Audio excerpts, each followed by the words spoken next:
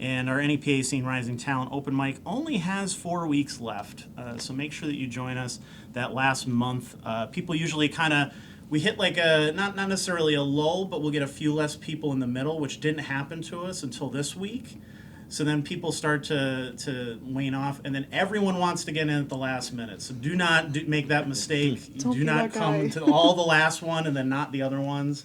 We still have 3 more weeks before the last one, so make sure that you stop in.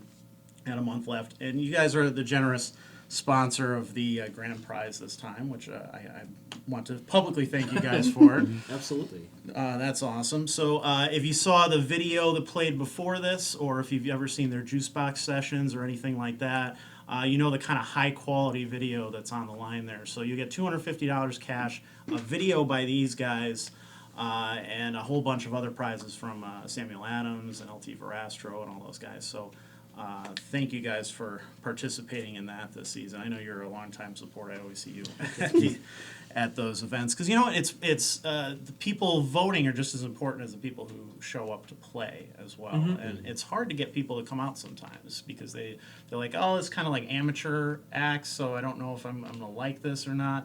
But what I like is that it's so unpredictable. You don't know what you're gonna see that night. So I mean, the last week, this past week.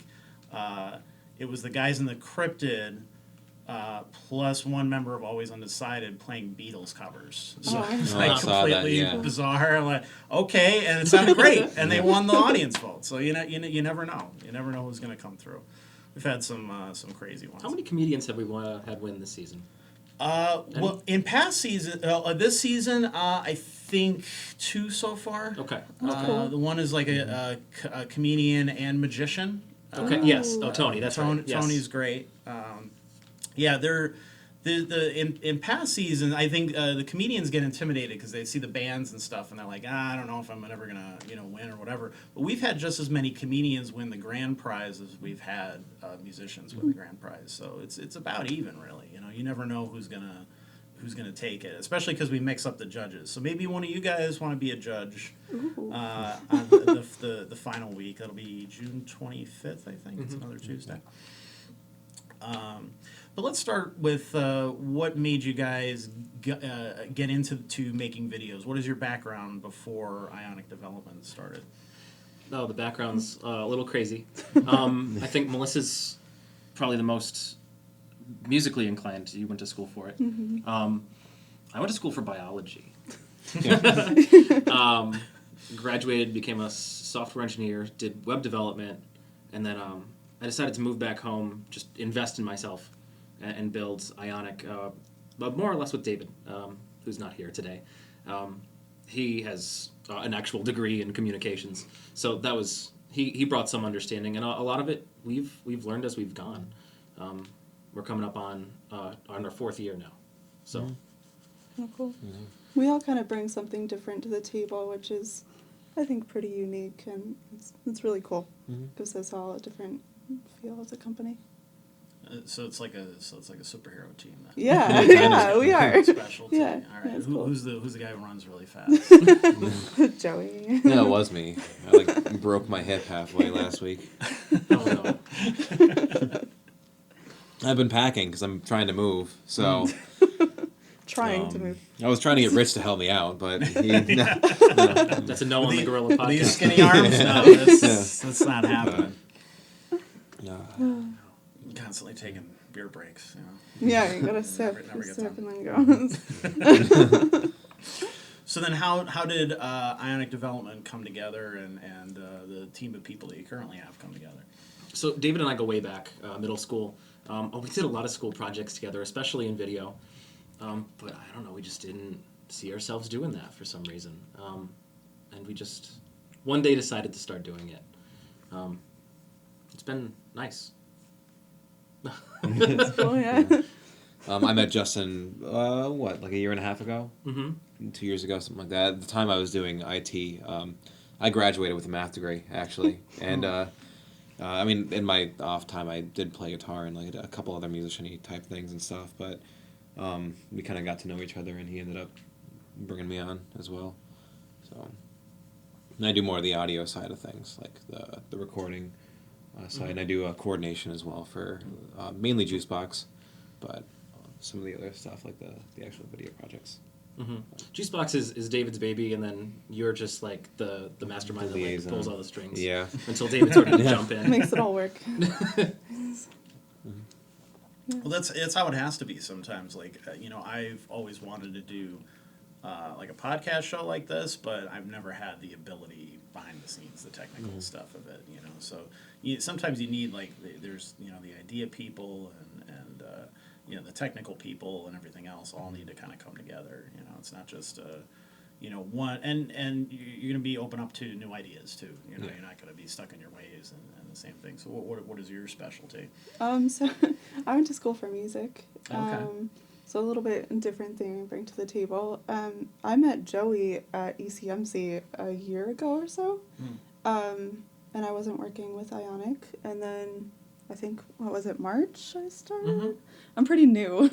So I started in March. I do a lot of social media and event management, a little bit of everything. Nice. So what goes into making the average video that you guys put out? What kind of work behind the scenes for those who know nothing about this stuff? What kind of work goes into making one of those videos? Well, we show up and we film it. Then we go home. Done. That's all the work. There's nothing else. That's it. Yep. Just go right up. So that's a step-by-step process. Typically, a band reaches out to one of us. Just Juicebox, just because it's an easy example. A band reaches out to us. We usually hand them off to Joey, who finds and schedules them with the venue. We bring the team in that day. We find the right setting. Certainly, we've scouted the location prior, but we sometimes don't necessarily know exactly how it's going to look. So our last one was with University Drive at the Cultural Center. We did not know. We had an idea of how that area looked. We didn't have a band on the stage when we were scouting it. I don't think we even had the wall up, really, did we? No, he had it up He at one raised it for point, us, yeah. but it was nothing like we expected. So we walked in. We didn't even know that the ballroom connected to the theater in the first place. Yeah. And he was like, "Oh yeah." Huge. He was like, "You can raise this wall if you want to." And then he just brings it right up, and there's fog lights behind, those blinding lights that show up in the video. Yeah. It was insane. We were like, we need this. Yeah. Well, he ended up we were kind of setting up everything, and they have a whole light system that you can actually control from a computer on the side. Melissa Kane, that was the first shoot she was ever on. Yeah. She learned how to run lights. I think it was my second day on the job. Yeah. And Justin comes over and he's just like, "Oh, do you want to learn how to work this?" And I was like, sure. No, it was an amazing shoot. I don't know. Big thanks to them too, and John for showing you how to run the lights. Yeah, they were super helpful. But yeah, that's just an example. I mean, a lot of these video shoots too. You go into it expecting a certain ways, pretty much a workflow to it. But stuff like that, like the Cultural Center, we thought it was going to be a nice video and everything like that, and then we just had all those additional little features, the nice lighting and then positioning and everything like that. And University Drive was great to work with too. The Cultural Center made it a little bit easier because they had, the stage area ready. They had the lights already installed. Some venues don't, and we make do with our equipment in theirs. Yeah. Takes a lot Just of set that stage. coordination.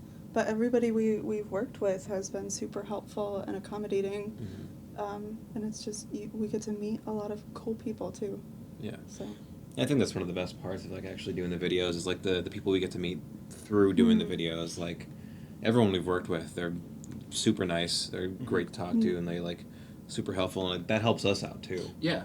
A lot of times. I mean, we have an ulterior motive no matter where we go, we're meeting. Yeah. But we do it because we love it. We really like the local music scene. We want to support it, and Juicebox is our biggest example of that, where that's no cost to the bands. We just an artist a month. Yeah. And what's really unique about Juicebox is a lot of them you'll see are in businesses or, somewhere that has, it's a place of business that customers go into. So a lot of them are filmed after hours or on the weekend.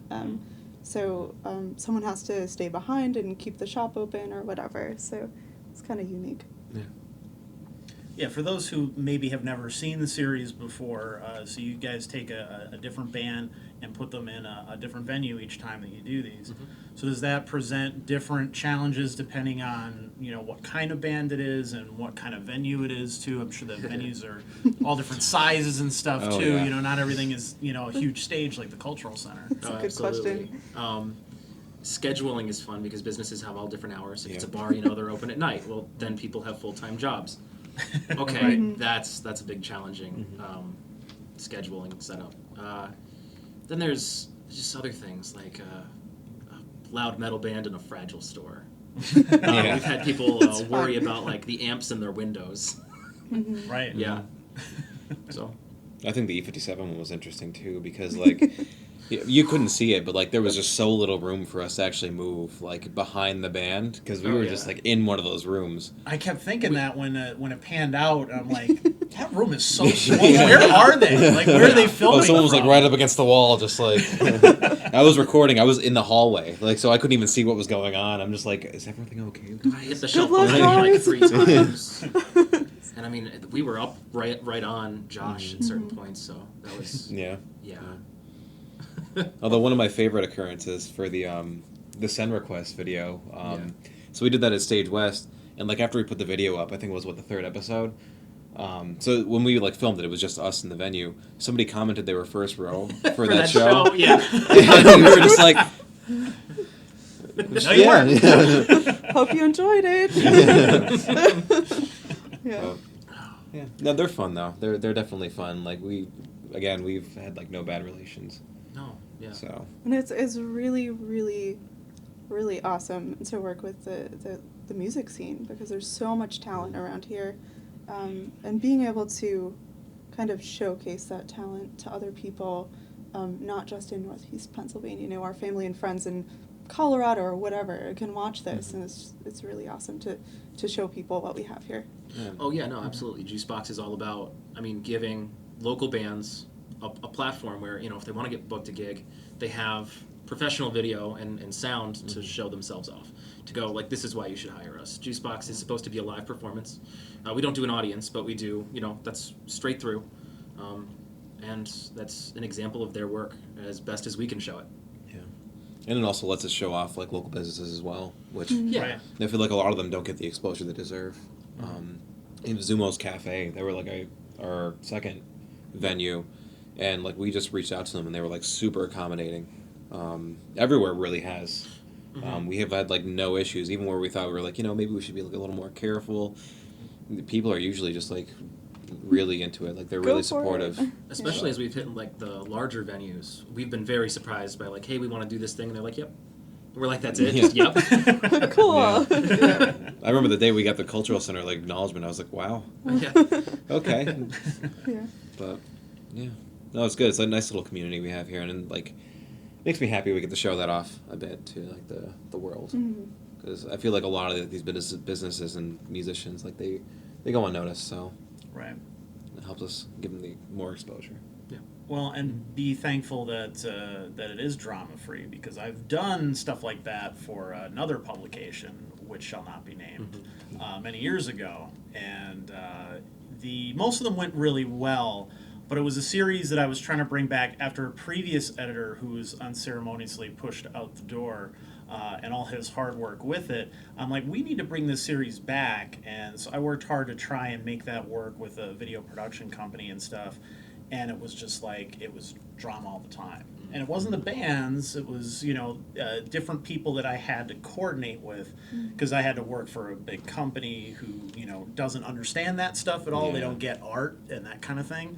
So it was very hard to explain to them the value in that and how that's going to work. And then the one time on the one shoot, the guy who this company had hired got into a fight with the band, and they're like arguing back and forth over the way that something should be mic'd. It was like really stupid. Yeah. It was like the kind of stuff you see in like the shitty music documentaries. You're like, why are people fighting over this? This is so dumb, but. So it's good that you guys have that freedom to be able to do that. But I'm sure as a small company too, there's challenges in terms of financing and stuff like that too. I mean, how do how did you go about getting all this equipment and putting financing that and putting it all together and trying to make some money off this thing too, which is not easy to do because obviously this series is free. So yeah, so we pay for it just out of your own pocket. That's right. Yeah, that was a big moment with the cultural center where they were like, so like, do you have sponsors? Do you pay? How do you Who's finance underwriting this? Yeah. I was like, me. Hopefully not forever. No. Yep. Yeah, no, we just do it for the scene and that's it. We're just a small company trying to help out Yeah. small artists and small businesses that we believe in. It's, Yeah. Rising tide raises all ships. Yeah. Is where we're at. Absolutely. and the amount of people that get surprised by that too. I've had bands ask me how much it costs, like when we talk to them, and Sure. we're like, nothing. They're like, really? Wait, What's the what? catch? Yeah. But you can have a juice No, box that's wherever you want if you pay for it whenever you want. Yeah. But the series itself is a bit more curated than that. So, Sure. I mean, we do have a say in who does come on and who doesn't. Certainly, we have a list of people interested. It's not too long, but there's a number of people on there. And we're always looking for more venues and everything else. Yeah, and anybody who wants to be on, please reach out. Yeah. Please feel free. Like we don't mind anybody reaching out to. Venues, definitely. Yeah, venues as well. Let us know. I think the biggest challenge is we only have 12 artists a year. Not even, really. The season was only 8? 7? 8. No, I think 8. You're right. 8. Because we Okay. started September. Yeah. So- We took a little break just to see what we could do better. And we'll be coming back the first Thursday in July. Mm-hmm. And so they run each week is a different one, and then each month is a different artist, right? Yeah, so every month is a different artist and venue. Just about on the month for most months. Some run a little bit longer. Ed started a little bit earlier. I think Permanent's our first one, ran a little bit shorter. Things Yeah. like that. But and then a track every Thursday. So some months have 4 tracks, some 3. Well, the thing, and the reason I asked you about the money part of it is because it's the same position that NEPA Scene has been in for almost 5 years now. Will be 5 years in September. Is people, because there's a lack of big media that cares about these types of things, that cares about art, cares about music and that sort of stuff. It's up to the small guys to pick up the slack. And I think as the public, people just kind of see media as media. They don't really understand like the difference between what I do and the publication down the street does. They think that it's all the same, and these people get a paycheck and whatever. And there have been years that I have not gotten a paycheck. And the same kind of goes with it. And even the studio, people are like, "Oh, cool! So you have your own place." I'm like, "Nope, No. I do not. I have a friend who's very generous and lets me use this once a week for an hour or two. Like that's how this happens. Otherwise, this just doesn't exist." So I think people take it for granted that these things come along and they can go just as quickly. So I hope you guys are around for a long time. Because I've seen a lot of people who have tried that stuff and then they realize how much work it is, and sometimes how you end up being an unsung hero to the point where you're just like, why am I doing this? But do you guys get bombarded with requests? Because I get bombarded with requests all the time. Not a crazy amount. Yeah. Yeah. No. Not that it's like not that we're drowned with them, but Yeah. Juicebox, I mean, for its 8-month run so far, we found a lot of our friends who we could ask and be like, hey, want to do this thing, and they've been more than happy to do so. yeah. In terms of just complete strangers who have reached out, no, we're not crazy like inundated. Maybe 4 or so. Yeah. Yeah. Yeah. If anything, I mean, we're more trying to so. find more diversity for our series. Yeah. So we've reached out to a couple artists Yeah. just to be like, hey, you're a rapper, a metal band, whatever. Hey, we want to be inclusive. We don't want this to be all alternative rock. Are you looking to work with other, like if a radio station came to you and was like, hey, we want you to film this or whatever, are you open to that kind of stuff? Yeah. Yeah, definitely. Yeah.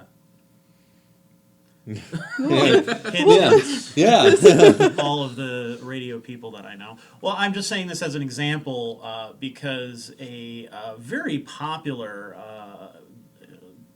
big selling band came to the Gallery of Sound the other day, and I filmed it from a phone because that's all I have and that's all I can afford to do. And people were happy with that. And you had a radio station there, and I realized they're just as strapped as the local media is around here, the papers and the news and stuff. They try to make it seem more big budget than it is, but behind the scenes, like, everybody's struggling, I get it. But they had somebody there with a phone like this. They didn't even have a tripod, like, doing this the entire thing, and I'm like, why? Why is this a thing? Like, find somebody who knows how to hold a camera and get a real camera and do this. You know, it drives me crazy when I see that stuff.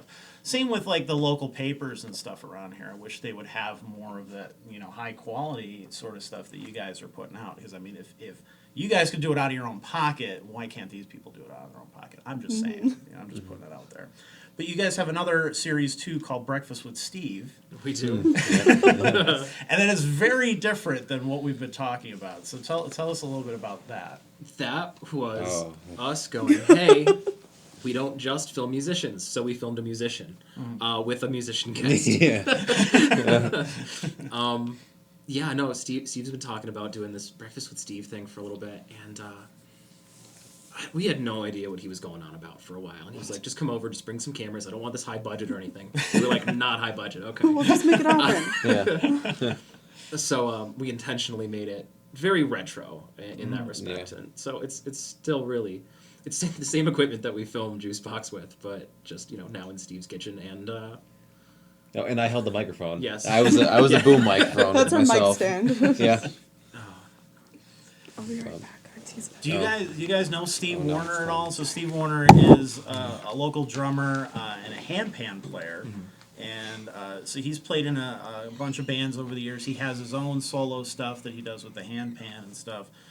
So the first episode had Ed Kuzo on. yes. Who we've had on the show before.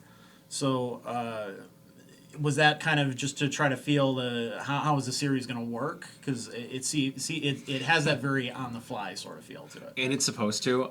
We tried to keep that for the next episode, which is now filmed and to be released very soon. Okay. Yeah. Maybe Tuesday. Potentially. Okay. Cough, cough. But yeah, no. So Steve just brings in a guest, and none of it's scripted. I don't know that Steve has even thought of the questions beforehand. Maybe he has. I don't know. Yeah. We don't really. We try to make it not scripted at all. It's very, like, off the cusp. But still with the format, kind of. Because, I mean, he's got to cook breakfast at some point. And then there's the talk segment. Yeah. Well, the three segments that we do, I'm really proud of those because I love it. Because the first one is supposed to be completely ridiculous and still teach you something. You are supposed to walk away knowing how to make scrambled eggs or French toast. Then the second segment, which is the interview segment, which is a much more serious portion where they can open up, but it's still fun. And then the last segment, which gets just very serious. As they perform their art. I don't think he has plans to keep it all musicians. Okay. But, as a matter of fact, I think it's the opposite, because he has some painters he wanted to bring on. He had some, not even just artists, too. He had some, like, I think other people as well he wanted to bring on. But he picks the guests, so it's on him as far as that goes. I'm excited to see how we handle a painter or something. Oh, yeah, me too. I don't know what that exhibition looks like. Right. Yeah. How do you do that? Maybe it's like a Bob Ross kind of thing. Yeah. Yeah. Some happy trees. Happy trees. Yeah. I actually saw my dad watching Bob Ross for the first time. In Oh, the yeah. entire 27 years I've been alive, when I lived at the house, I've never seen him with Bob Ross on. I was, like, over visiting, Yeah. like, 2 weeks ago, and, like, he was just sitting there just, like, watching it, just rocking in his chair back and forth. And I was like, oh, okay. It's a whole new side of you, Dad. And then he fell asleep, and I was like, never mind. We're on Bob Ross now? Yeah. Okay. I left and we were on Steve, so now I'm okay. Yeah. Catching up. Very similar. Well, today is 143 143 yeah, day. 143 day. Oh, Yeah. nice. Yeah. Kind to your neighbor. For Mr. Rogers. So yeah, I did share that on our page too. I hope people are doing it. I think it's a great idea. Yeah, And I it's figured nice. as soon as I posted it, I'm like, oh, I just said Governor Wolf, and someone's gonna be in the comments, screw Governor Wolf, the Democrats and the guards and whatever. I'm like, oh, you're totally missing the point. But we didn't Just get be that, nice. thankfully. We got all people who are nice and cool and Awesome. sharing it and stuff. So that's one thing I love about our audience. So, can you talk a little bit about maybe the technical end of things? For maybe the videographers out there, the people who are looking to get into this and buy some equipment, that sort of thing. What kind of equipment do you use? What do you edit with? All that kind of stuff. Number one is just lighting. You can take just about any camera, light it well, and come out with a good product. Certainly, we have not just any camera, but Yeah. So Even positioning, I can't tell you the amount of times that we've had to like move and such, just based on lighting. Even outdoor lighting. It affects a lot. Oh yeah. Outdoor lighting is like the worst. If you're in a window and like the light changes, that just changes everything about the shoot. Lighting is just unbelievably important, and I know you can read that all over the internet, but it's really not to be sold short. Number one. For us personally, we use mostly Sony cameras. The first one we ever bought was an A7S II. We went in knowing that bands and bars was where we were at least going to get our stars, so we went with just whatever works in low light. We knew that these were going to be dark environments. I feel like right after we bought it, everybody installed a stage and lights. But it's okay, we're prepared. And then one like larger like production ready camera, which is the Ursa Mini Pro. Yeah. That's the big shoulder cam. If you ever see us out, if anyone's looking around the huge shoulder cam that looks like we're like dying, we are. It's very heavy. But it's a very nice camera. That's actually It's such a love-hate relationship with that thing. It's an absolutely unbelievable camera, but we pride ourselves on staying as out of the way as possible. We want like the band to not know we're there. We want the venue to not know we're there, and still get everything that we need from every angle. And I think we've done a very good job of that. But this big shoulder rig of a camera does not make that easy. So what about mics in terms of sound? Is that just as important as lighting too, or? Mic placement, maybe. Okay. I mean, there is variation. I think the more important part of mics is knowing which mic you're using for which situation. Sure. Yeah. Definitely. And there's a lot out there. There's like cardioid, supercardioid, dynamic. You can just go on and on. I mean, and you'll definitely hear a big difference between Breakfast with Steve and Juicebox, just because, I mean, Juicebox we can somewhat audio treat, and even the musical segment for Breakfast with Steve is in another room, just to avoid all that reverb in that kitchen. Yeah. But we're not going to tell Steve to start padding his kitchen, so Yeah. we'll make Steve, do. just Maybe get a one better day. kitchen. No, there's a very rare segment in the Ed Kuzo filming that didn't make it because Steve did a drum solo with his spatula and his like those the metal grabber things. I don't even know what they're called. Tongs, whatever, something like that. Whatever. But it was like so close to the mic, it just ended up being like a really big like peaky mess. So it just sounds like garbage. But no, it's very important to like know like which microphone you're using, like distance and everything like that. Yeah. Yeah. Yeah. I mean, even between recording music, like the different mediums you're doing. So like, actually, the interviews we're recording at the V Spot right now. We're using entirely different microphones than we would use if we were like recording a singer, in a band or like a drum set and stuff like that. Right.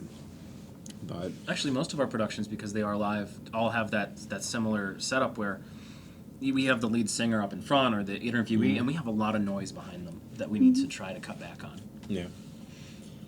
But I mean, placing those mics if you think about where you're placing them, it makes it a lot easier to be able to like edit out the lower end of those things and to isolate. That's really what you're looking for on those mics is like Different layers. isolating the sound you want to capture from everything else in the room. So what about editing? Do you edit on a Mac or a PC or what program do you use? We're mostly PC editors. We're ironically, we record on a Mac. well, Yeah. we learned that lesson. Audio recording. I'm a Windows fanboy. I'm the opposite. I had to buy a Mac for audio recording. Yeah. The drivers are just so much better on Mac. Not that you can on Windows, you totally can. We just hit a situation once where we couldn't monitor the audio coming into the laptop from this one interface. And to monitor that audio across devices, so it's like something in the computer, Mac just blows Windows out of the water. Yeah. Easy. You could just plug it in and it just kind of works on a Mac. And for Windows, you got to download the program and 3 different drivers. ASIO and then, for There's all. so much work. You really want to try it on a Back out Windows and stuff. PC, but it's just not easy. Don't even bother with it. It's Yeah. Mac. We're using Reaper right now for audio editing. That might not hold up. We're using Premiere Pro for video editing. That might not hold up. Premiere Pro is okay. Adobe's a little pricey. With the Ursa, though, we have Blackmagic. We have DaVinci Resolve. It looks like a nice product, but we haven't really dug that deep, though. So, well, let's take any. I don't know if we have any questions from anybody. Anybody who wants to jump in here, by all means, jump into our conversation. Ed Kuzo says Ionic is life. Aw, Thanks, Ed. we love We you. love you, Ed. Steve Warner is in the chat as well. I have not thought of the questions beforehand. Aw. Hey, Steve. Is that how Steve does the show? Is it very on the fly? Yep. yeah. Oh, yeah. That's how I he don't does know pretty much that. everything in life. I think we show up and he goes shopping for the ingredients, and he just asks us on his way out, should I buy bread? Well, I don't know. It's on toast. Yeah. Really good. It is an essential ingredient in toast. Yeah. So funny story about Steve. I hadn't really interacted with him before, but he knew me through Joey, and he just kind of reached out to me because he knew I was a musician. He was like, "Hey, do you want to record something with me?" So I had met him once prior before that, and we just got in the studio and we recorded something. So that's the kind of guy he is. He's just a cool. Off the cusp. Yeah. He pulls it off. He just Yeah. can't. When you meet Steve, Steve is Steve. He doesn't dress himself Yeah. up. He doesn't do Yeah. anything else. He's great. He is who he is. Those are the best kind of people. I Yeah, think. Yeah, yeah. definitely. Yeah. Really, really laid back, easy to get along with. For both Ed and Steve, we have interesting projects coming up. Yeah. We're kind of supporting an album release for each. As you might remember, last year, almost a year, June 14th is going to be the anniversary, and I think that's what we're aiming for the release day for Melded Live at the Keys. Oh, nice. With Ed. And for Steve, Steve has an album that he recorded quite a while ago. Okay. That we've been sitting on, and he wants to do that as a benefit of some sort, so we're excited to really nice. shore up those details too. That's cool. So the melded set is the one from last year from the benefit show. She's the one. Yeah. Yeah, that's awesome. That was such a fun event. It was a great event. It really was. I mean, everything that we do, we just try to bring the music scene together, and we were sort of involved, not too involved with that, and that was just the best display I've seen so far. Yeah. On that note, you guys do the Electric City Music Conference as well. You've done the after movie for the last 2 years. Now that's not, you saw it earlier if you were tuned into the show beforehand. There's a lot of moving pieces that got to go into that. Everybody's got to hit different venues and all that kind of stuff. So how do you decide how that comes together and what makes it in and what doesn't, that kind of stuff? No, we absolutely love partnering with that event because we just get to meet so many bands, so many venues. When we walk in with the camera, immediately the venue owner's over there hey, who are you? And cool, thanks. Right. For the most part. I can think of a couple exceptions, but no, coordinating venues is interesting. Yeah, that whole week prior is just... So it's not like we want to exclude it. Yeah. We don't want to exclude anyone, but we do need to pick and choose. So we have priorities, which is we need to get a little bit of most venues. There are certain venues that we have not hit, and it's not that I don't necessarily want to. It's just there's only so much time. Sure. Just like Thirsties, it's not because we want to leave Thirsties out. It's just they are far away. Yeah. And if we want it's to keep an hitting opposite. act after act after act, Right. it's a trek. I think we've definitely included them even both years though. Still. Yeah. Well, we've had enough people now that we can kind of split up, divide and conquer. Right. As well. It's kind of interesting, especially down there on Penn Ave between the Keys Peculiar. I don't know who else may participate this year, but that's and Harry's at least. If we send 2 people down there, we can still bump around between all 3 venues, Right. which is just great. Done on the square. But I at mean, least, 2 teams of 2 camera people is usually how we do it, just because we don't want anybody alone if anything happens. Yeah. Yeah. And then again, with that Ursa too, it helps trade it off. Yeah. You either feel like a bodybuilder after the second day, or you just Right. want to collapse and just sleep for a week. Oh, Just and the other really buff criteria that we look shoulders. for would be, animated bands. Again, it's not that we want to exclude anyone, but if, sorry to say, if you're just a piano player hanging out playing, we can get a couple seconds of you, but there's just Right. only so much we can do on video, Yeah. So.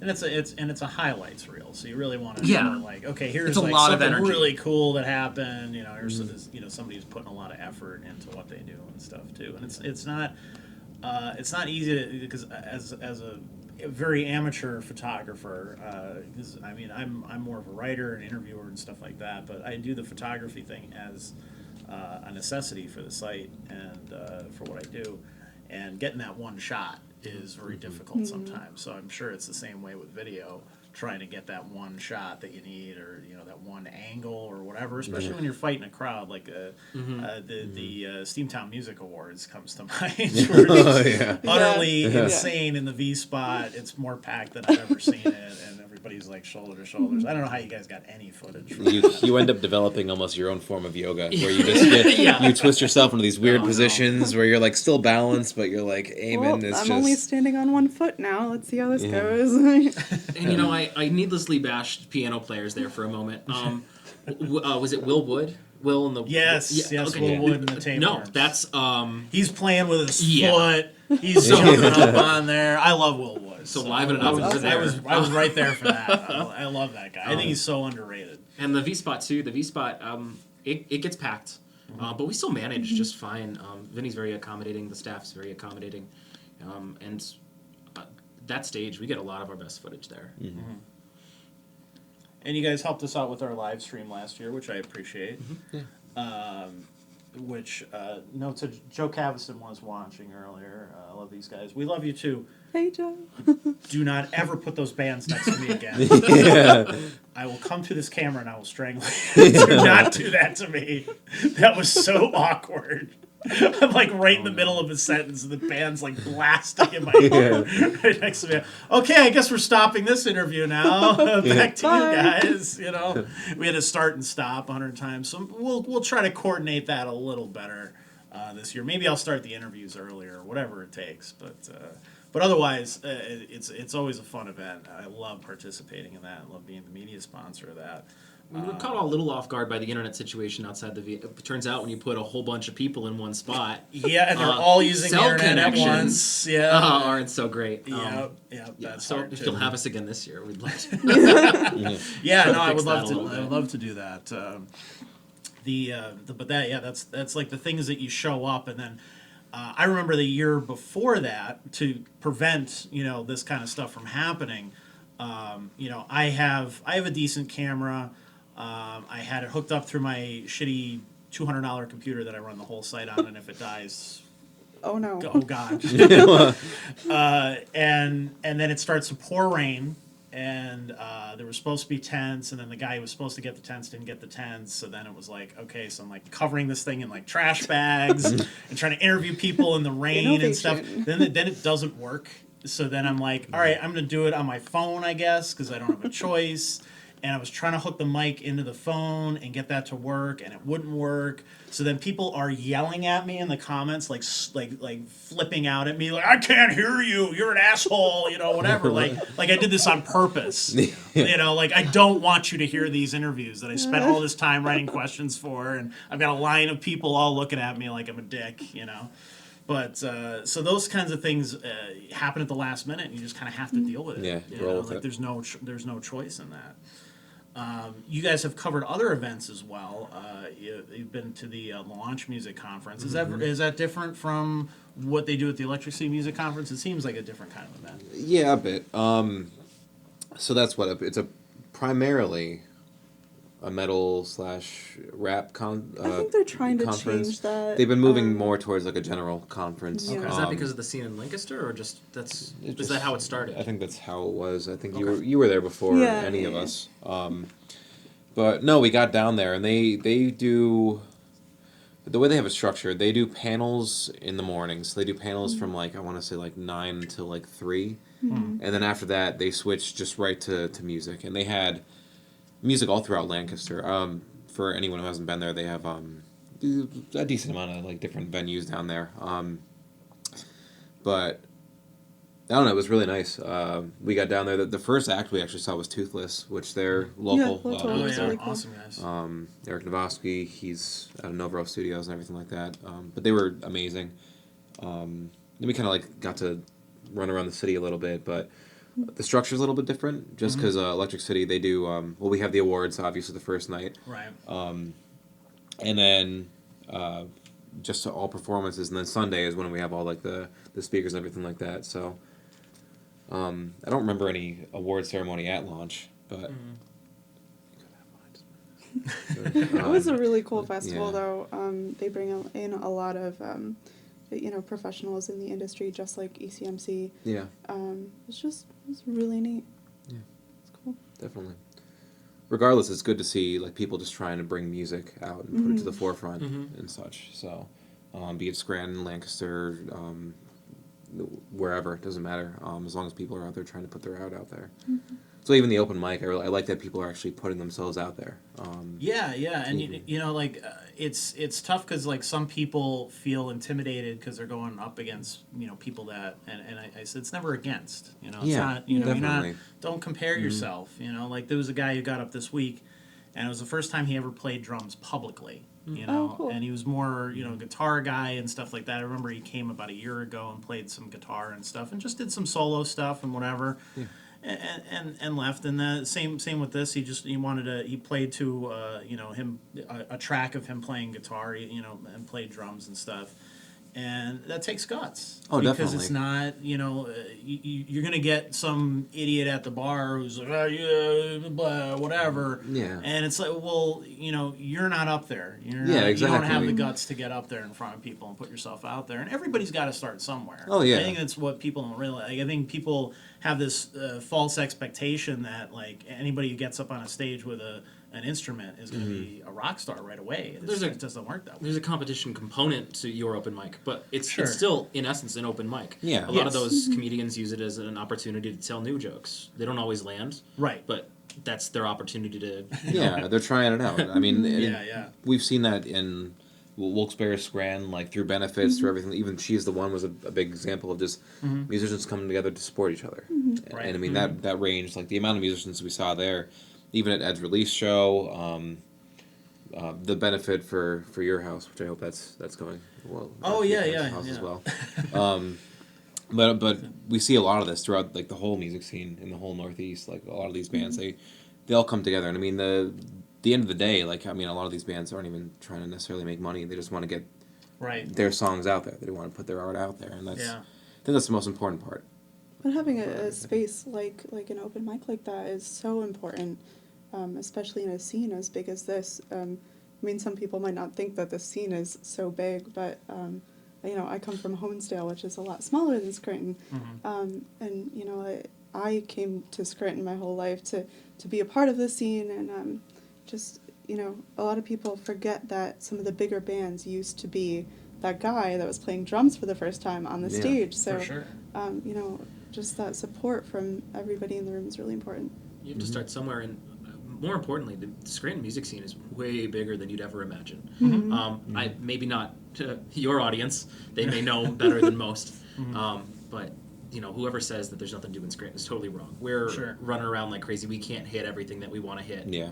every day of the week. That's our biggest problem too, as an independent publication. Like we try to cover as much as we can, and people want you to cover everything all the time, and it's hard to tell people no or that I can't or whatever, and sometimes people take that personally, and it's Yeah. like, well, if I don't get you this time, I'll get you somewhere down the road. And people want to, people always request to be on the show, and my first question too is not, I've heard of you. Like, you're messaging me. I probably have heard your music or whatever. It's, can you, are you familiar with it, or are you just messaging me because you want to use me as a platform? You know what I mean? Yeah. Like, it has to be a mutual thing, and it works the same with what you guys are doing too. If you're a band and you want to be part of Juicebox Sessions, you guys should be sharing Juicebox Sessions. You should be telling other people about it. Say, hey, look how cool this is. Just because it's not your band that's in there doesn't mean that you can't share it, you can't talk about it, you can't tell other people about it. And then when it comes to your time, they're going to go, yeah, you know what? Those guys are always on our side. They're always supportive of us. We should get them on the show. We should put them on this. And that's that's how I feel a lot of times about this show too. Is, some people are like, if you wanna be on, have you ever watched the show before? And sometimes people, no. Like, well, then what? I would never like, call up a radio station and be like, I've never heard your stupid show before. Can I be on air? Give me some airtime, okay? Thanks, man. Like, that's so weird to me. I am kind of worried that's happened even already with Juicebox, but at the same time, all right. Again, it's more about the band. I am sometimes surprised that when a band does not share their own Juicebox, I'm just like, oh, okay. Well, yeah. Thanks for coming. I've had the same thing happen with this, with articles that I've done and stuff like that, and let's I'll put it right out there. Most artists are super cool. They're all down to earth. They're nice people. They're hardworking. They work day jobs and then they do the shit at night, and they're busting their asses to make this kind of stuff happen. So it's not. I would never attack the artist or anything like that, but I've definitely had those people who feel entitled to it, and then they get mad at you if you don't immediately give them what they want. Works both ways. But I would also say, to the same effect, though, I understand. Not everyone is great at social media and everything else. Sure. Artists are busy. I don't hold it against anyone. Yeah. I also don't understand why you wouldn't want more self-promotion. Yeah, right. Like, this makes you look good. Yeah. So why wouldn't you want to tell other people, hey, look how good I look doing this that I like to do? I don't understand that. Yeah, that bugs me. Sorry, some people also take it for granted, that their mom or whoever is going to just see it. Yes. But there are so many ways to support something, like NEPA Scene Podcast or Juicebox, whatever it may be. If you like a band, a local band, show up to their shows, buy their merch, Yes. share their stuff on Facebook, Twitter, whatever it may be. You don't always have to spend money, Right. So you just show up. And even do that with NEPA Scene or Yeah. with local Just businesses, watch anyone it. like that. Anyone Right. to support. Yeah. Yeah. It's free. Just share, Tell other someone people. about it. Yeah. Yeah. Tell people people spread it the exists. word. And that's the biggest thing is, especially now, people think, I think because we've come into age during social media. Sure. So we maybe understand it a little bit better than maybe some of the older folks do or whatever. But what I think a lot of people miss about social media, despite that they use it all the time, if you're on the business end of things and you're not just a regular user looking for stuff and whatever, you might not get that the entire social media landscape changes every couple of years. Sometimes Months. even within a year. Yeah. Within a few months. So something that worked a while ago doesn't work now. When we first started this podcast with Facebook Live, it was right when Facebook Live was becoming a big thing, and they really wanted to push it. So Facebook was like, hey, everybody, anytime you go live, we're going to show this to everybody and their mother because we want everyone to use Facebook Live all the time. And so then everybody got the message. So then 6 months later, it was like, wait a minute, we used to reach, a couple thousand. Now it's now we're reaching 1,000. How did that happen? And a lot of it's not, you look at you and you're like, what am I doing wrong? And it's like, no, that's their mysterious algorithm that they've changed by the minute, and they don't inform you of that. It's not like, Mark Zuckerberg calls you up and goes, hey, by the way, I'm going to screw with your business now. Good luck, asshole. It's not how it works, So you have to figure it out on the fly. How do I keep up those numbers? How do I keep people watching? Whatever. Even between platforms and everything else. I mean, Facebook, I used to give me a notification I don't hate that they stopped telling everyone when everybody was live. That's right. Yeah. Yeah, so it is a little much. I'm sorry that hurt your business as well as ours, but at the same time, that was just like every day I was like, I can't watch this right now. Go away. Or you'd be scrolling through, it'd be like, oh, so and so is live, and like you'd be like scrolling, all of a sudden you'd Yeah. click on it, and you're just watching it. You're live now, and I'm like, oh. Yeah. And it's like one person who just started, and they're like selling their Avon. I'm like, I'm sorry, Lisa, I don't know what to do. Not when Kathy, I I'm signed up sorry, for I it. didn't. But at the same time, too, like, even the difference between platforms. YouTube Yeah. will show a much lower view count than Facebook. Yeah. Facebook, you're scrolling past, that's a view. Right. They're Yeah. ready to count that. Yeah. YouTube needs to be so many. Like, you need to actually have tried to watch at least a good chunk of that video. I think it's before like they'll count 20 that as a view. seconds or something. Yeah. Yeah. Yeah, YouTube's real harsh with that too. Like they make you watch a certain amount before they'll even give you the view. Yeah. And then even then, like the professional YouTubers, the people that are making money on this stuff, I see their lives being screwed with all the time because I watch a lot of YouTube now because I'm more into that type of independent media and stuff now that I'm doing what I do now. So I watch more of that than I watch like average television. Television kind of bores me now. But I see a lot of these guys, and they're professionals. They're putting out high quality videos, and they're pumping this stuff out, and they're trying to meet certain, okay, this movie's popular. I got to get this video out right before the movie comes out, and stuff to ride a certain wave of popularity and whatever. And they're still losing money. They're still like, they quit their job 6 months ago because like, hey, I'm making enough money to do this. Yep. And then all of a sudden, YouTube decides out of nowhere, oh, by the way, we're just demonetizing all these things because, you dropped an F-bomb every once in a while or something like that. Like they're very strict about these weird things now. But they don't tell you until it's too late.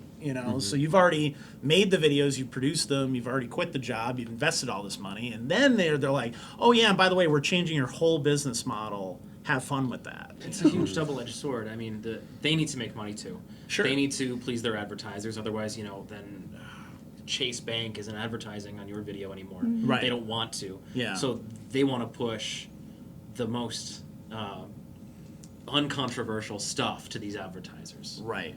But at the same time, well, that's the it's not that everybody wants to say controversial things, but what they consider controversial, that mark moves so much. Yes. And what So you were making subjective. money off of before, now you're not necessarily, and that uncertainty is scary. I mean, that's really Right. hurting artists.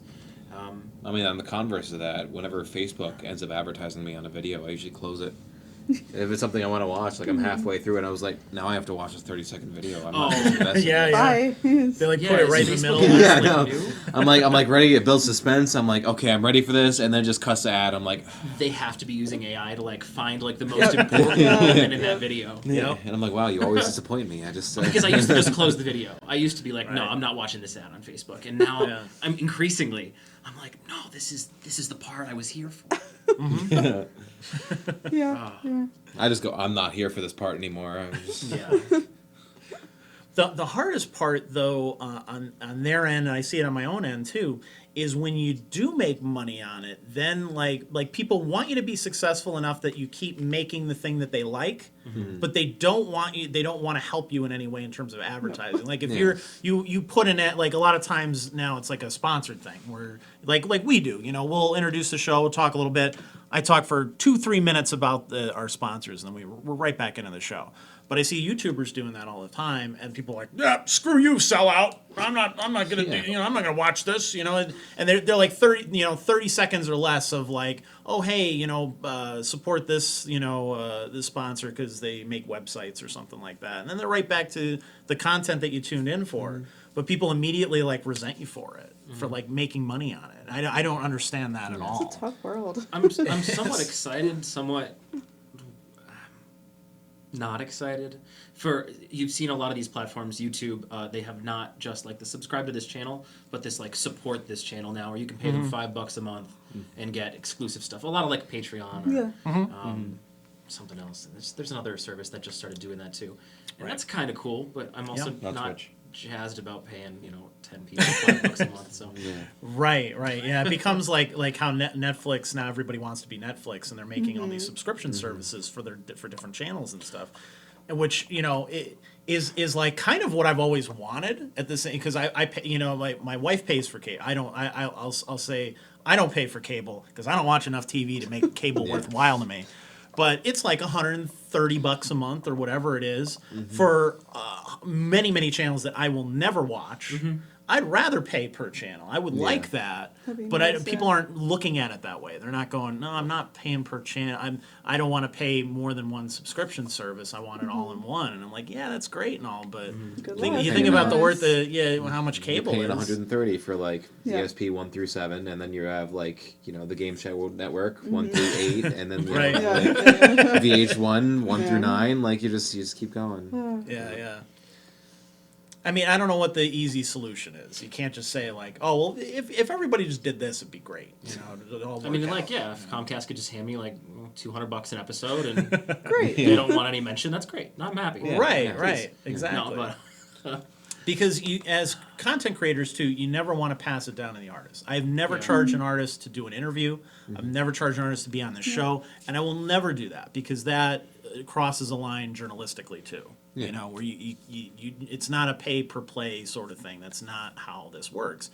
But like if we do an open mic event and I ask people for $1 to maybe buy a sticker or a button, and they like put their nose up at me, that's like, whoa, wait a sec. Like, $1. yeah, I asked you for $1, and not like directly either. It was just a general like, hey, if you're all here and you're kind of liking this and benefiting from it, I've seen you here for years.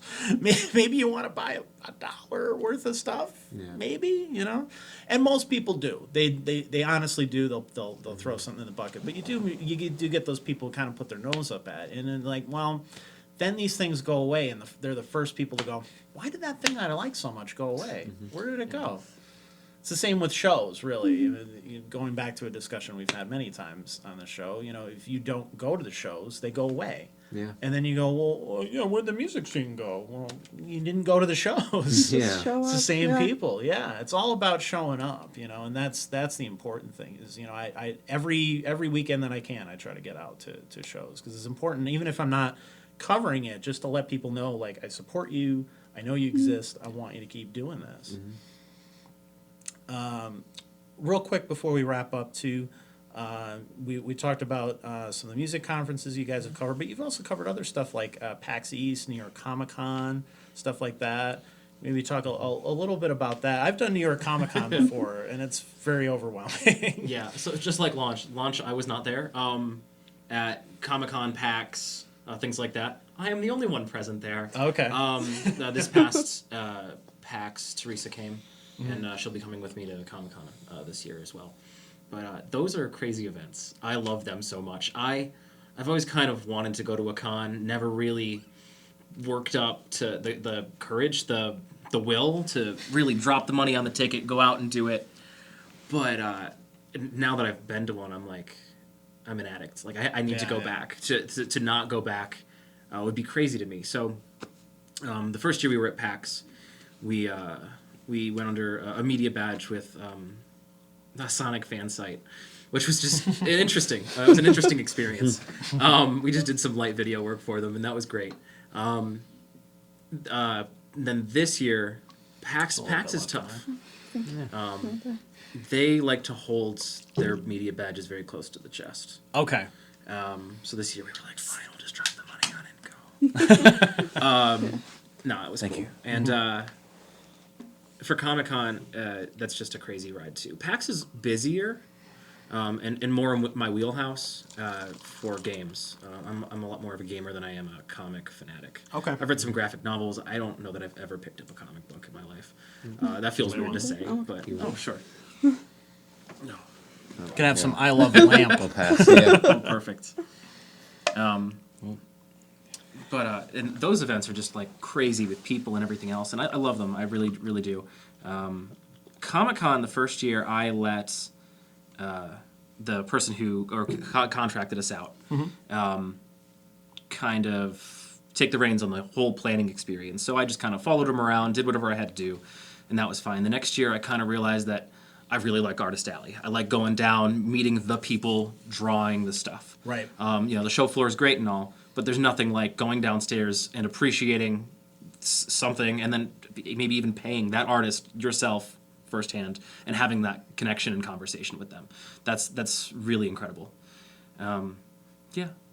And that's the because I go to New York Comic Con. My brother goes every year, so I kind of go as his escort to okay, you go do your thing, and I'll be the old guy who actually still cares about comic books, because they've become more pop culture things, which is cool. I understand that because it brings in a more general audience. It makes more anything that's going to make it survive. I'm not one of those comic guys who's like, oh, they're making movies, and I used to like it when it wasn't a movie. I was whatever.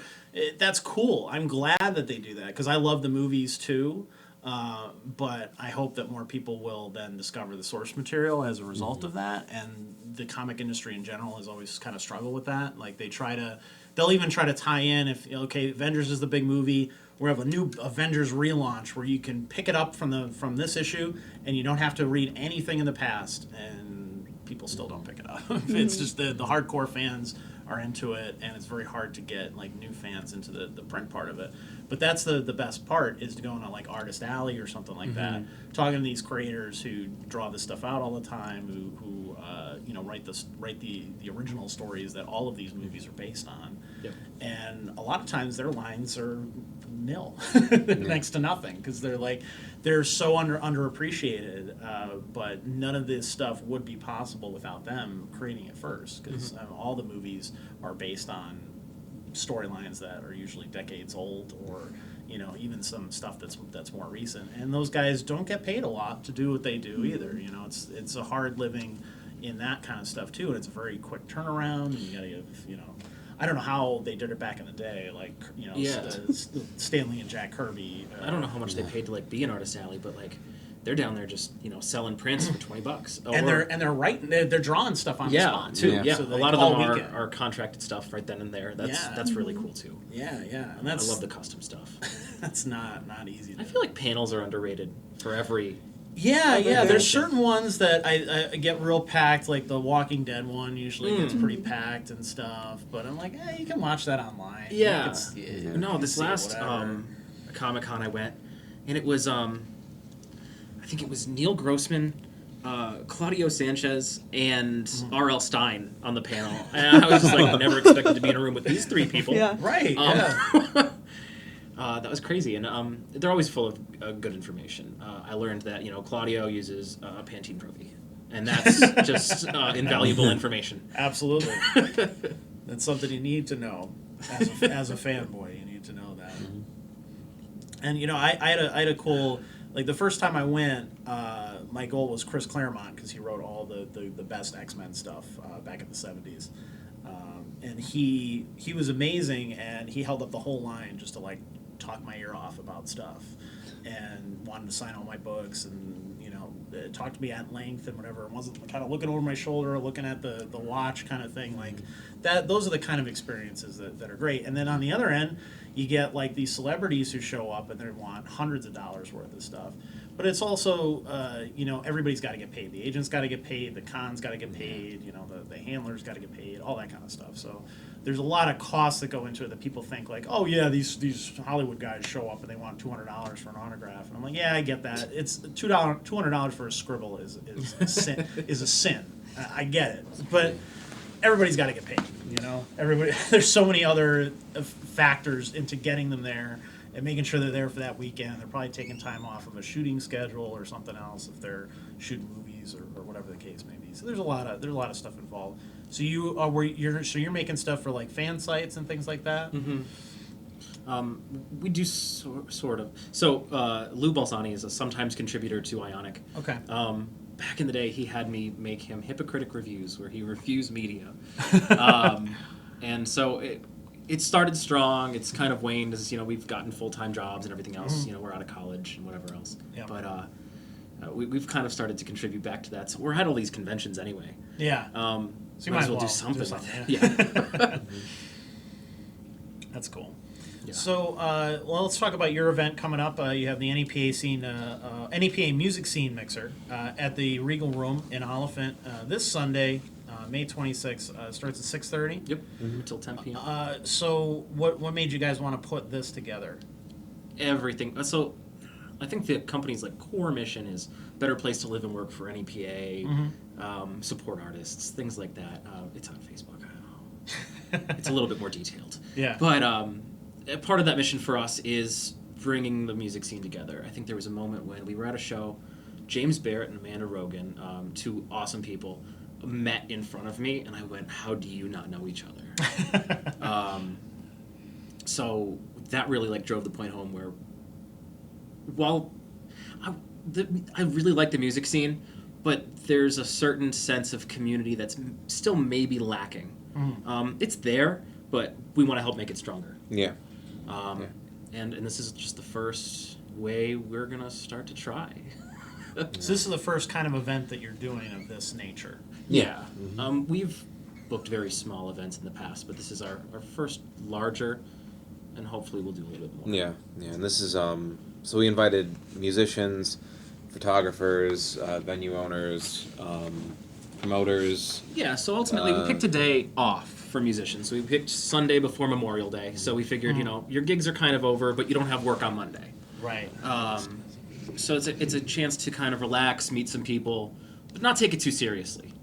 But at the same time, we also want it to be a resource, and that's how we see it growing if we have any future events. There's no definite plans right now, but we want industry people to also be on hand. We want, if you're looking to book a show, we want Joe Caviston, we want Vinny Archer, we want venue owners, promoters, bookers, photographers, videographers, ourselves. there. And even if we don't really necessarily want it to be a sales pitch as much as it is, we want you to know that these resources exist and exist locally.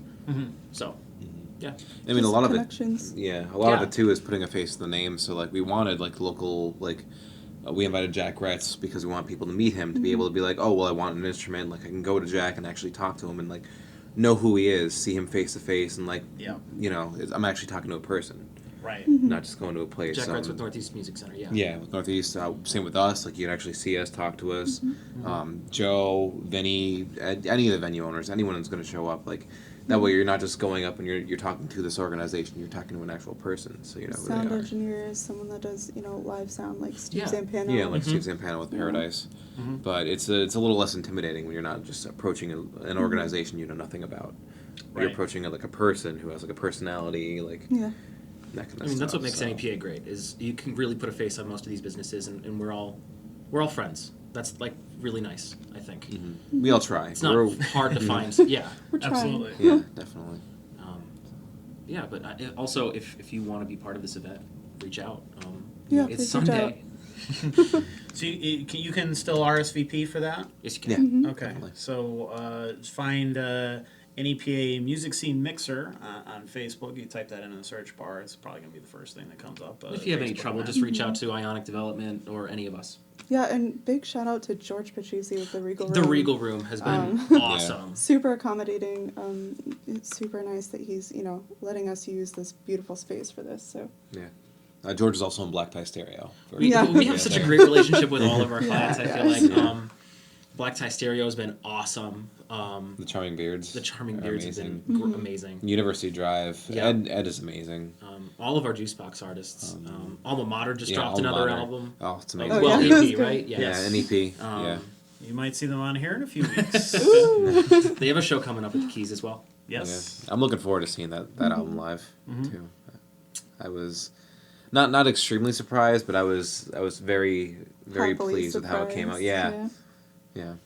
See, that's the reason why we do right there. The way that you're saying that, you're excited about that thing, and it's such a different relationship. Like when a national album comes out, like I used to be the biggest Tool fan. Like I listen to that all the time now. They have a new album coming out, and I'm like, meh. I'll get around to it when I see it. And, who gives a like? And it's been 10 years, more than 10 years since they put out an album. And I'm like, whatever.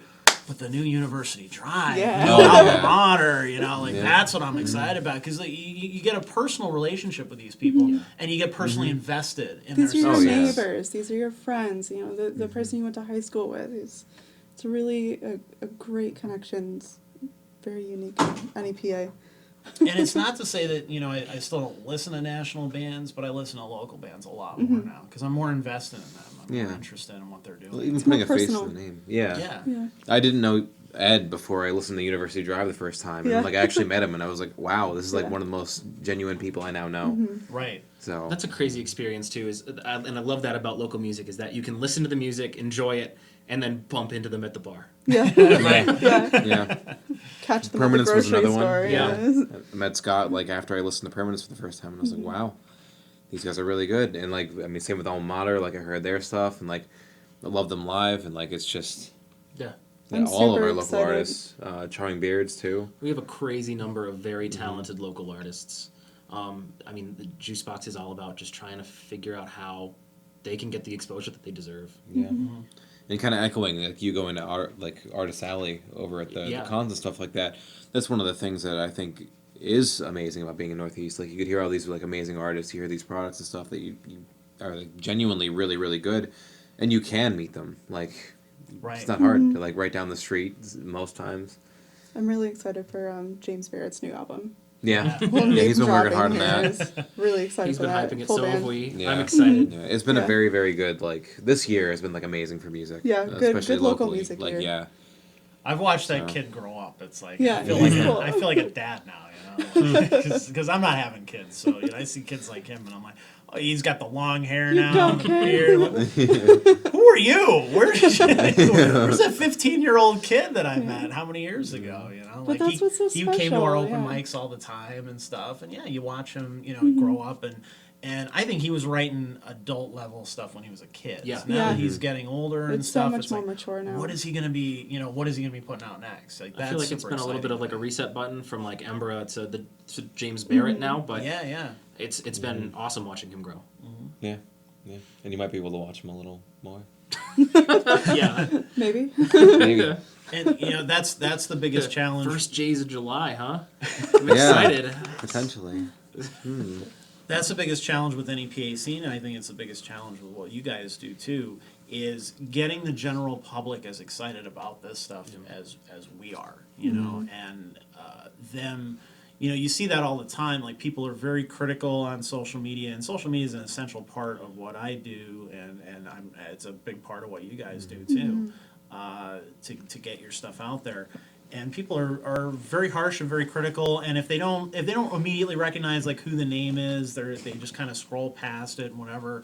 So it's almost like detrimental that me as a business that I'm not covering more national artists. But I think like everybody's trying to do that. You know, I would rather cover something that is more niche. So it's much harder to maybe get out like on YouTube. YouTube is like, I really don't care about local music. They just smack you down. Good They luck. do not care about that at all. Yeah. They care about the algorithm and keywords and all that kind of crap. But at the end of the day, it's more personally satisfying Yeah. to promote stuff that you actually care about and you believe in more than just like following an algorithm or, you know, following whatever's popular at the moment. Yeah. You know? Sorry to bring Juicebox up again, but it's just our baby. We just love it so much. So, I mean, that's why we pair the businesses with the artists that we do. It is about sharing that audience. You know, the Wonderstone has, I think, a lot of loyal shoppers and yoga aficionados. And we love Beth and everybody over there. But I don't know that they'd be acquainted with Alma Mater. So Sure. I thought that was a great pairing, and it's not that it doesn't work visually. I mean, we try to make it either work visually or just like totally contrast. Like we've had Yeah, weird yeah. ideas for like Fun. psychedelic bands and in like law offices and stuff, but which Yeah. we'll see how we get there. Yeah. We'll But, get there someday. No, that Alma Mater one actually turned it a lot better than we thought. yeah, I mean, Yeah. and it's not to say like no, we went in, we knew that space, and I don't know, it just really came together. Yeah, the right in lighting that came moment. together a lot better, than we thought it was going to. And the Charming Beards at Montage. That was Yeah. a lot of fun. Yeah. Yeah. That was a fun one. You wanna Oh, tell that yeah. story quick. Oh, so it ended up being David and myself at the shoot because everyone else wasn't available. Like there was just some last minute stuff that came up. So Sorry, it's just such a good story. we had four Go for it. cameras. Well, we had 4 cameras for this whole thing. There's 4 members of the band, so we're just like figuring Yeah. out how to do it. So David just figures, we're just gonna point a camera at each of them, and we recorded it on the ground underneath a table while they were all around us, like just pointing cameras in different directions. And I just looked at him at one point. I was like, you know what? When I was growing up, I never thought in my life I'd be laying on the floor of the bar in Montage. recording the Charming Beards. While they're just blowing snow in the background. I was just like, Here we whatever. are.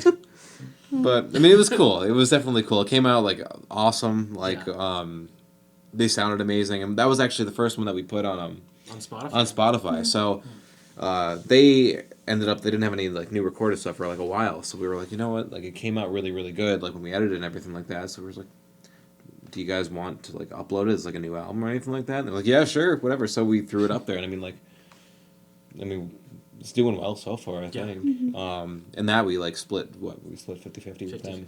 50-50. Yeah. But no, it was a fun little shoot.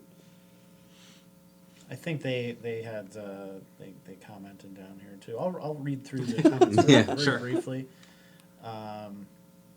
Let's see. Clyde Rosenkrantz, cool. Public Audio, great guy. He had a question that I was actually going to finish off with, so I'll ask that. What are your dream projects or goals for the coming years? Good question. That's a very good question. So much. There's so much we want to do. Number one is build awareness of local events. That's our number one goal.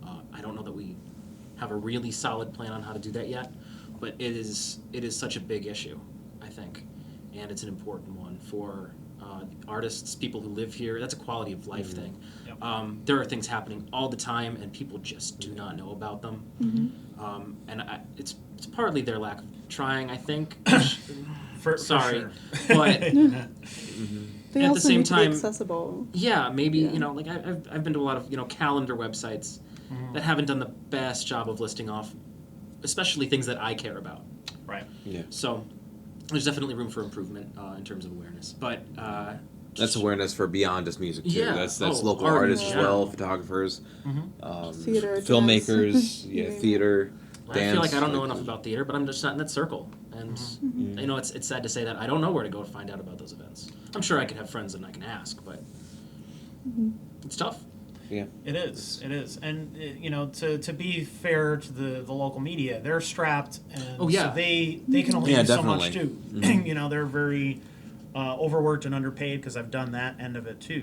Working for the big guys, and they want to seem like the big guys, but they're essentially the small guys with a very very small funding, and they're all running around like chickens with their heads cut off, trying to cover all these events and do all this stuff on half the size of the staff they had 5 years ago, which was half the staff that they had 10 years ago, and so on and so forth. So those cuts keep coming, and yeah, it's far from a knock of any organization.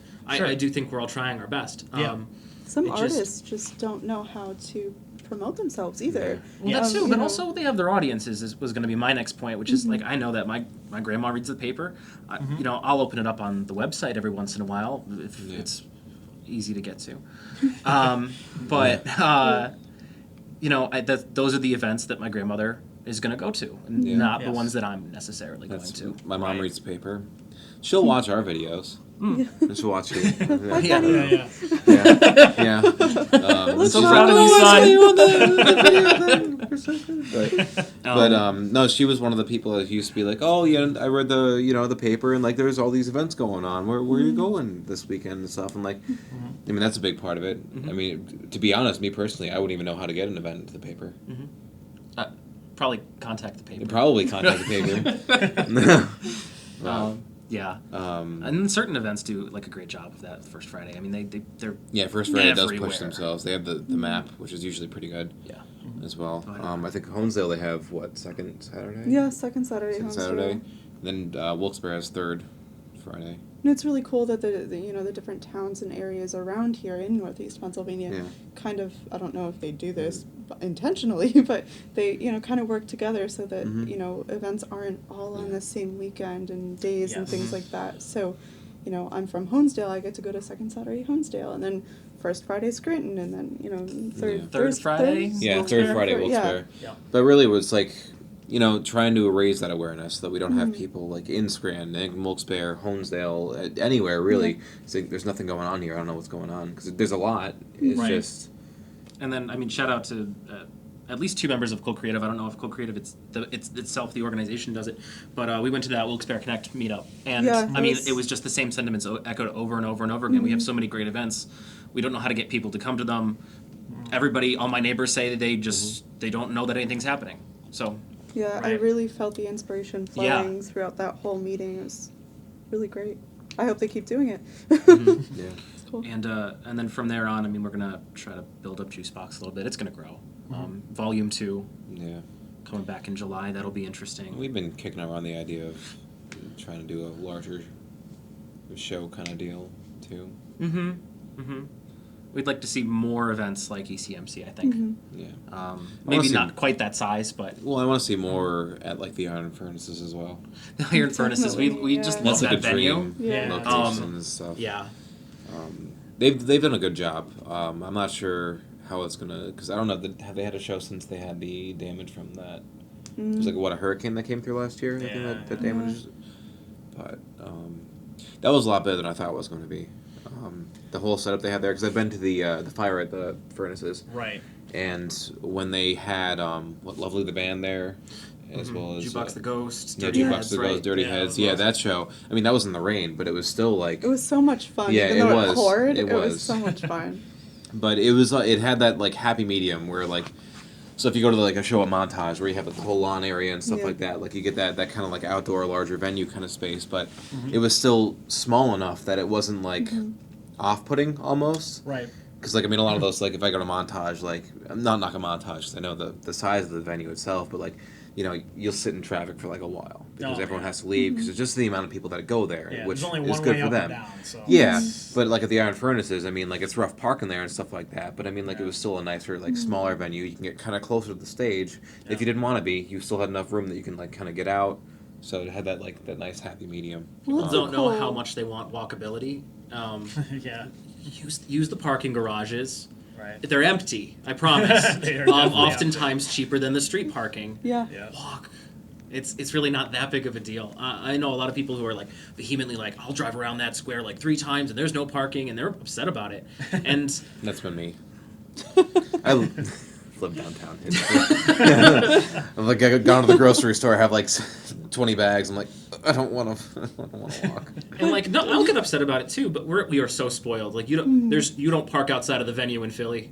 Right. But that's the cool part about Northeast Pennsylvania is, you know, we have some smaller venues like Carl Hall that you can get that intimate feel, and you know it's almost like that basement show kind of feel, but really a lot nicer. And then you have the Iron Furnaces that are outside and really nice shows, and then Montage with those bigger shows that you want to see, and it's so and a lot much of times diversity. They It's run great. the shuttle buses too, which actually helps with the whole traffic it's problem great. that I said too. And it's all affordable.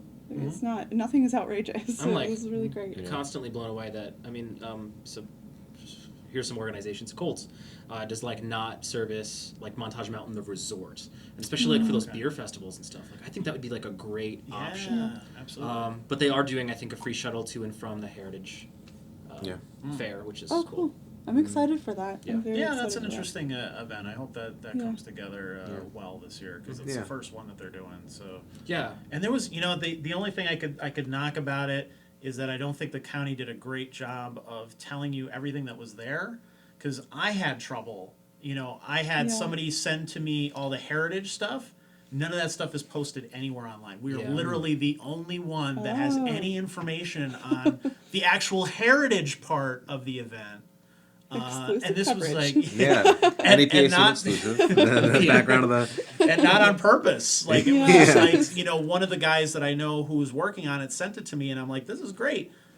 Why isn't this anywhere else online? Like it's not even on the website. If you go to the website of this event, there's a list of the bands that are playing, which is great. We put that there too. But like all the history stuff, they're doing like history talks and book signings and all that kind of cool. stuff. None of that stuff is listed. I didn't know about that either. So you know there is a heritage part of it, where they're talk about coal mining and long gone parks and things that used to happen around here that don't happen anymore. Oh, And some of here's those the history panels, this yeah. and that. Yeah, really interesting stuff. And there are two different stages. So one stage for music and one stage for that. So they're separated, so nobody's talking over anybody, or cool. there's music That's or good. blasting anybody or anything like that. That'll be real cool. That's kind of another goal that we have, is to highlight more like Scranton history, cultural aspects. We have a project. I don't know how much I should say about it, but it's shaping up to be really interesting. Cool. Yeah. Another We'll video keep an eye out project, for it. yeah. I like Yeah. that history stuff. I think that's interesting. There's not enough of that around here. It's important to know where you came from. Right. The Charming Beards did said it was distracting. There were so many skiers. I think they were referring Yeah. Aw. to the show you were talking about earlier, the shoot you were talking about earlier. They said, Joey, Melissa, when are we going for the cheese? Oh, my yes. gosh. Right after this, we'll meet you there. And Katie Kelly wants an NEPA Scene shirt. Well, I'm getting new NEPA Scene shirts because we've had the Ooh. same design for years now. So I'm gonna get some new ones coming up, done by a local artist, of course. Cool, So, support local. Awesome. Yeah, absolutely. So we'll hopefully have those out, hopefully in like a month or so, depending on how quickly everything comes together. But so your mixer is coming up this Sunday, May 26th, 6:30. How can people find what you're doing and get in touch with you outside of that? Make sure you go to that, but outside of that. We're coming up on it quick. The quickest way for this one is just get in touch with us. Hit up our Facebook page, messages. That's probably. That'd be Reach the out. easiest. I mean, we also have the email address events@juiceboxsessions.com if you have any other questions, if you don't want to use Facebook. Yeah, even if you don't want to message the page, you can message one of us Yeah. personally. And or Anyway, Steve yeah. Warner. Steve Warner too. Yeah. Yeah, talk to Steve. He's cool. He might make you breakfast. Yeah, You might. Yeah. put that bug in his ear. All right. Tell him I want to be on there, just so you can make me breakfast. Yeah. That's the only reason. No The videos, only just ones- breakfast. just Yeah. breakfast. Just Yeah. breakfast and get the hell out. Yeah. I thought you were gonna. No. Yeah. I'm here for your finest toast. So you were talking about, working with a local artist to make your T-shirts. Something I thought was really cool. Local band Sweet Nest with Amanda Rogan. Yeah. She just came out with some awesome merch done by a local artist. So Oh yeah, those hats. yeah, The hand-sewn embroidered, hats. which is totally awesome. I think you Very only have cool. until Friday to get those orders. Yeah, in. yeah. It's a very limited run. Yeah. But shipping is Homemade included in the order. price, isn't it? Yeah, it's only Yeah, shipping is $20 included. or something. Yeah. So yeah, I was just really excited about that. Well, the feeling is mutual because she called you all hotties. Oh, Aww. Well, that's you guys. There might be a glare right here. But yeah, just local people supporting local people is really cool. And what goes around Keep comes it up. around. Definitely. When yeah. you Yeah. when you support others, then they'll hopefully support you. We've got some Yeah. really great artists. Some really, really great artists. I mean, just the Charming Beards was just a topic. I mean, their new shirt from Keith Perks was just unbelievable. Yeah, I and love Keith. Keith is awesome too. Yeah, Yeah. Keith's photography is amazing. Check it out. Yeah. 1120 Studios. Peace, the man. What else was really cool lately? I don't know. I'm just on a roll now. Toothless. I had this thought like way back when their VR video. Oh, yes, the that's 360, kinda cool. yeah. That that was was awesome. video. Yeah. Yeah. That was really cool. Way to Um, go, guys. Sorry, yeah. I don't think anybody else is doing that around here. so No, that I was haven't cool. seen it. And we've had the idea, but I don't know. It just like never materialized. I'm glad to see someone doing it. Yeah. Yeah. There's so much going around, cool things happening and just people supporting people, and we're thriving, so it's cool. But as I said before, it goes both ways. So these guys are supporting the music scene and local artists. You guys should as well. So make sure you like these guys, you follow them, and so on and so forth. And if you enjoyed this conversation, share it down below. Share it on Facebook. Share it on YouTube. YouTube hates us, so please share it on YouTube. Get it out there. Let people know that this stuff is going on here, and that people really do care, and they do want the arts to succeed in northeastern Pennsylvania. Well, thank you very much, guys, for coming on and being Thank in front you. of the camera. I know that's difficult. I have trouble doing it every week, but Yeah, sorry you had to look at us. it's a necessity. Yeah. Hey, you guys are hotties, so Is that what, like HAWT, or is that HOTT? no, that's not how Amanda spelled it. She just spelled it like HOTTI. Oh, okay. Okay, good. Yeah. Good. I think that's the good version. Yeah, I think so. Yeah, well, thank you so much for having us. Yeah, Absolutely. thanks. So we'll see you guys here next Thursday then. Have a good night, everybody. Good night. Bye.